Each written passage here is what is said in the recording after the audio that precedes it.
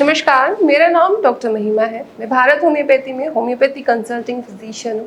आज हम बात करेंगे अस्थमा से रिलेटेड। क्यों अस्थमा के जो अटैक होते हैं या अस्थमेटिक पेशेंट को रात के समय उनकी जो दिक्कत है वो बढ़ जाती है। इसका सीधा सा सिंपल से रीज़न पे हम बात करेंगे।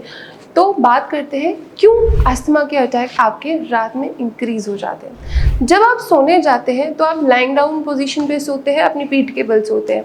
अब जब आप पीठ के बल सो रहे हैं तो आपके जो लंग है वो एक्सपेंड होते हैं पीछे की तरफ, या फिर आपके जो लंग्स है वो धीरे धीरे निचले हिस्से की तरफ एक्सपैंड होने लगते हैं। अब जैसे कि अस्थमा में हम पहले भी बता चुके हैं और मैं फिर से आपको बताना चाहूँगी, अस्थमा एक ऐसी बीमारी है जिसमें आपके जो एयर पैसेजेस है वो सिकुड़ जाते हैं वहाँ पे सूजन की वजह से। अब अगर आपके लाइंग डाउन पोजीशन पे जब आप लेटे हुए हो, आपकी जो एक्सपैंड हो रहे हैं वो लंग्स वो पीछे की तरफ हो रहे हैं, तो बहुत ज़्यादा डिफ़िकल्ट होता है आपको जो इंस्पिरेशन और आपका एक्सपिरेशन हो रहा होता है। तो ये सिंपल सा रीज़न हुआ। अब अगर एस्थमेटिक पेशेंट है तो उनके जो लंग्स है, जो एयर पैसेजेस है वो ऑलरेडी सिकुड़े हुए हैं, वहाँ पे ऑलरेडी सूजन है, तो इसकी वजह से उनको और ज़्यादा दिक्कत महसूस होती है। इसीलिए जब हम बैठे होते हैं, जब हम खड़े हुए होते हैं, दिन में जब डेली एक्टिविटीज़ हम कर रहे होते हैं, उस समय ज़्यादा दिक्कत नहीं होती है पेशेंट्स को। पर जैसे ही रात होती है, रात के समय पेशेंट लेटता है, लेटने के बाद उनकी जो खांसी है, धसका है, जो सफोकेशन वाली उनको दिक्कत महसूस होती है वो उनकी बढ़ जाती है। तो सिंपल सा पहला रीज़न आई होप आपको समझ आ गया होगा। दूसरा रीज़न होता है कि आपके शरीर में एक कोर्टिसोल हार्मोन रिलीज होता है। अब ये हार्मोन का क्या काम है आपको ये जानने की ज़रूरत है।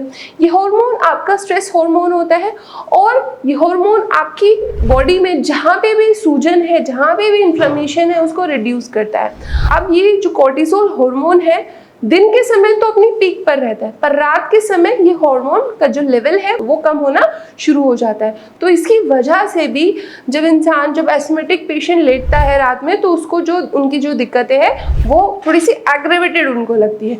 तो ये जो दो कारण है ये बहुत ज़्यादा मेन कारण है क्यों एक एस्थमेटिक पेशेंट को जो उनकी दिक्कत होती है अस्थमा से रिलेटेड वो रात में सोते वक्त उनकी बढ़ जाती है।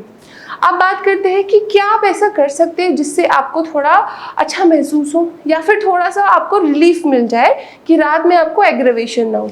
सबसे सिंपल और सबसे आसान तरीका है कि सोने से पहले एक गिलास गर्म पानी पी लीजिए।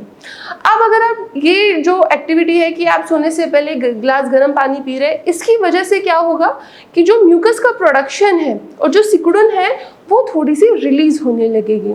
या तो म्यूकस मुंह के थ्रू बाहर आ जाएगा, बलगम बन के बाहर आ जाएगा, या फिर आपके पेट के रास्ते जाके आपकी स्टूल के थ्रू पास आउट हो जाएगा। तो आपका जो बलगम है वो सीक्रेट आउट हो जाएगा। इसकी वजह से भी आपको थोड़ा सा बेहतर महसूस हो सकता है। ये सिंपल सा तरीका, रात में सोने से पहले एक गिलास निवाया पानी वार्म वाटर आपको डेली पीना है, ये शुरू कीजिए। और अगर जितने भी मेरे एस्थमेटिक पेशेंट हैं वो ये वीडियो देख रहे हैं और उनको भी समझ में नहीं आता कि दिन में तो हम ठीक रहते हैं पर रात में हमारी जो दिक्कत है वो क्यों बढ़ जाती है, तो ये जो आज मैंने आपको कारण बताए हैं, इन कारणों की वजह से आपकी दिक्कत बढ़ जाती है। और एक और कारण हो सकता है कि दिन में जो टेम्परेचर होता है वो थोड़ा हाई होता है और हम बहुत ज़्यादा डिस्ट्रैक्टेड रहते हैं। रात के समय टेम्परेचर थोड़ा सा लोअर डाउन हो जाता है और सर्दी में भी जो हमारे अस्थमा की दिक्कत होती है वो बढ़ जाती है। सो आई होप ये वीडियो आपको हेल्पफुल लगे, आप समझे कि आपके जो अस्थमा के जो सिम्टम है वो रात में क्यों एग्रेवेट होते हैं और वो समझ के आप उसका सही इलाज लें। सही तरीके से अगर आपका अस्थमा ठीक होगा तो आप उससे बिल्कुल निजात पा सकते हैं। धन्यवाद।